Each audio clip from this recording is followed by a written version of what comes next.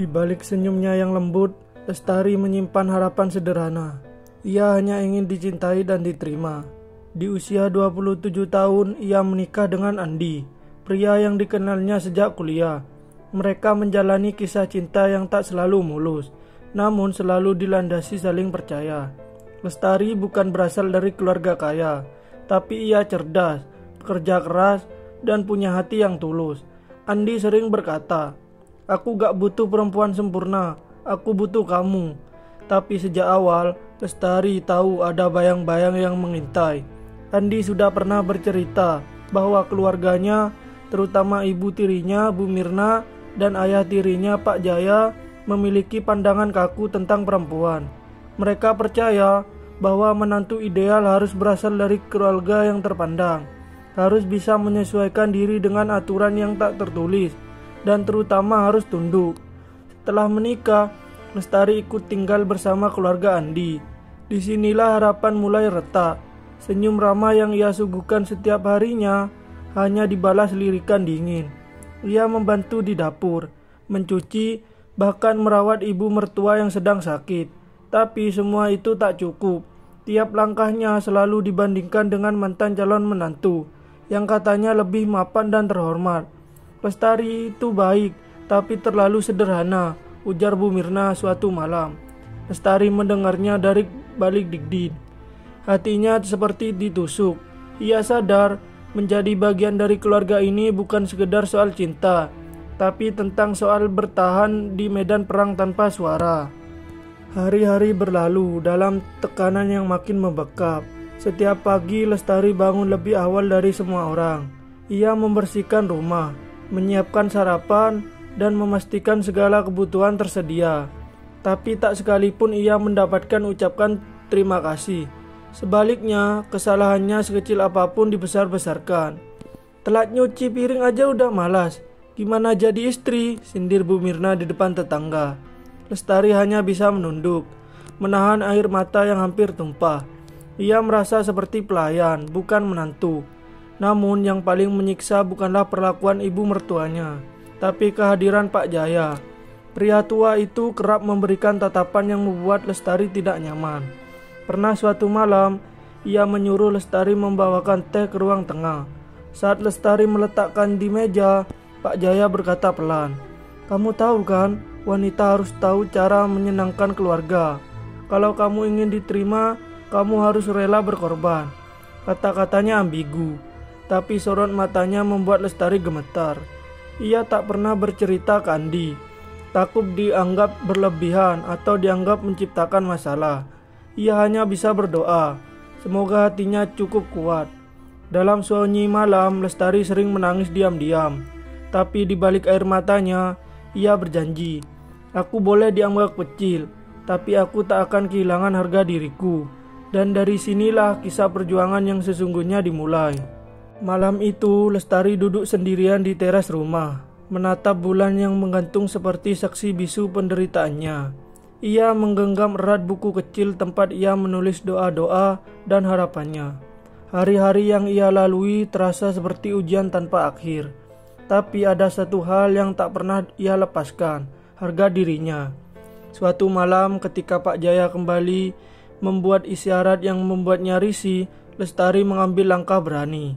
Ia mengunci pintu kamarnya, menulis sepucuk surat, dan menghubungi sahabat lamanya. Ia tak ingin terus hidup dalam ketakutan.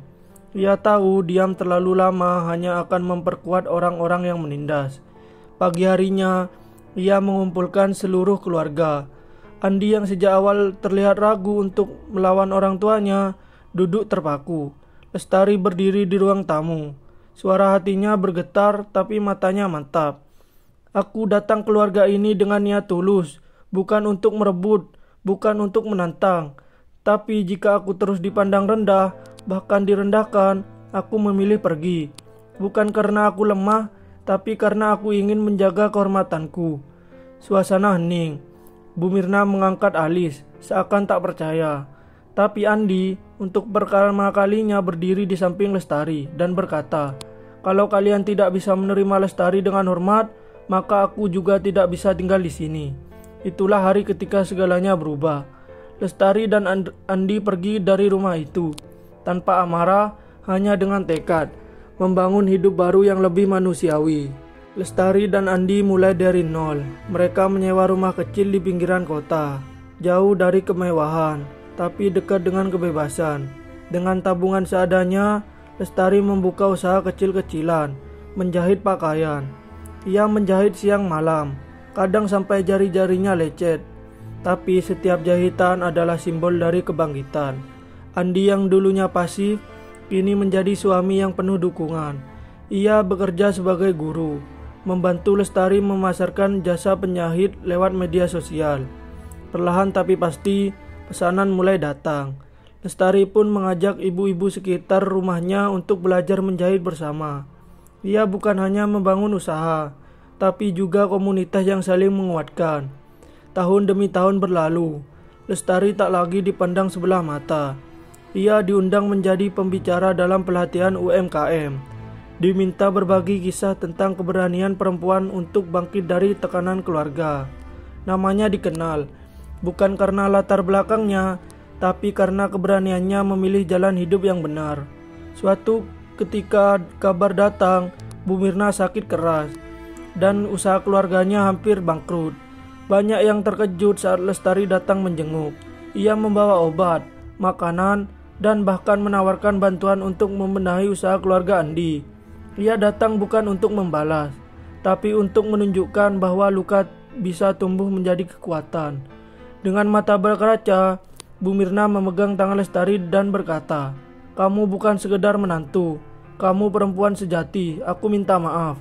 Lestari hanya tersenyum, karena ia tahu penerimaan sejati datang bukan dari kerendahan hati untuk tunduk, tapi dari keberanian menjaga martabat.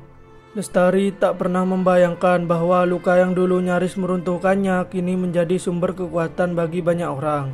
Setelah membantu usaha keluarga suaminya bangkit kembali, namanya makin dikenal sebagai sosok perempuan tangguh yang tidak hanya bertahan dalam tekanan, tapi mampu menyulap penderitaan menjadi perubahan.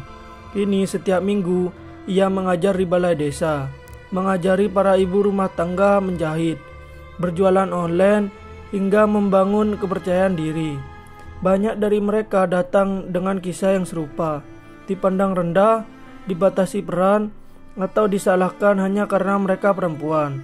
Tapi ketika mereka mendengar kisah Lestari, mata mereka berbinar, bukan karena ia sempurna, tapi karena ia nyata, dan ia pernah luka seperti mereka. Lestari pun diundang menjadi pembicara dalam forum pemberdayaan perempuan tingkat provinsi. Di depan ratusan orang, ia bercerita tentang keberaniannya memilih keluar dari lingkungan yang tak toksik tanpa kehilangan rasa hormat. Tentang bagaimana ia tidak memilih menjadi korban selamanya, tapi menyintas yang membangun kembali hidupnya. "Aku tidak lebih hebat dari kalian," katanya dalam forum itu. "Aku hanya memilih untuk tidak menyerah." Kini rumah kecil yang dulu ia tinggal bersama Andi telah berkembang menjadi tempat pelatihan bagi perempuan. Ia memberi nama tempat itu Rumah Kuat Hati, tempat di mana perempuan belajar bahwa keberanian bukan berarti melawan dengan amarah, tapi berdiri tegak meski ingin jatuh. Dan ketika Pak Jaya datang berjalan pelan dengan tongkat, wajahnya penuh penyesalan. Lestari menyambutnya dengan tenang. Ia tidak melupakan luka masa lalu, tapi ia memaafkan bukan karena mereka pantas dimaafkan, tapi karena ia memilih bebas dari dendam. Di akhir hari, Lestari duduk di depan ruang pelatihan, memandangi para wanita yang tertawa sambil menjahit. Ia tersenyum. Ia telah diterima, bukan oleh keluarga yang dulu menolaknya, tapi oleh dunia yang kini melihat siapa dia sebenarnya. Hidup bukan tentang seberapa banyak kita dicintai oleh orang lain, tapi seberapa dalam kita menyintai dan menghargai diri sendiri. Lestari telah melalui badai, tapi ia tidak karam. Ia pernah direndahkan, dipaksa membungkam, bahkan dihadapkan pada situasi yang menguji martabatnya sebagai perempuan. Tapi ia memilih untuk berdiri, bukan berlutut. Memilih untuk melangkah pergi, bukan bertahan demi diterima dalam ketidakadilan. Hari ini namanya bukan sekedar nama. Ia adalah simbol dari keberanian perempuan Indonesia yang bangkit tanpa harus mengorbankan jati diri. Ia tak lagi membutuhkan pengakuan dari mertua yang dulu menganggapnya tidak pantas, karena ia sudah menemukan penerimaan yang lebih besar dari dirinya sendiri, dari suaminya yang kini belajar menjadi perlindungan sejati, dan dari masyarakat yang melihatnya sebagai cahaya. Lestari telah mengubah luka menjadi ruang bertumbuh, ruang kuat hati, bukan hanya bangunan tapi rumah bagi puluhan perempuan yang ingin bangkit. Ia tak menyimpan amarah pada masa lalu. Justru dari masa lalu itulah ia menarik pelajaran bahwa harga diri tak pernah bisa ditukar demi cinta, dan penerimaan tak boleh datang dari rasa takut. Kisah Lestari adalah cermin bagi banyak dari kita bahwa dalam hidup kita mungkin tidak bisa memilih keluarga yang menerima kita, tapi kita selalu bisa memilih untuk mencintai diri sendiri. Dan dari cinta itulah jalan menuju kekuatan akan terbuka. Jadi untuk siapapun yang hari ini sedang merasa kecil, terasing, atau tidak dihargai, ingatlah kisah Lestari. Kamu tidak sendirian dan kamu layak untuk dihargai. Karena perempuan bukan untuk ditundukkan, tapi untuk dihormati. Terima kasih yang sudah menonton. Semoga yang saya sampaikan bermanfaat dan menambah wawasan bagi kalian semua. Jangan lupa like, komen, share, dan subscribe. Peace out.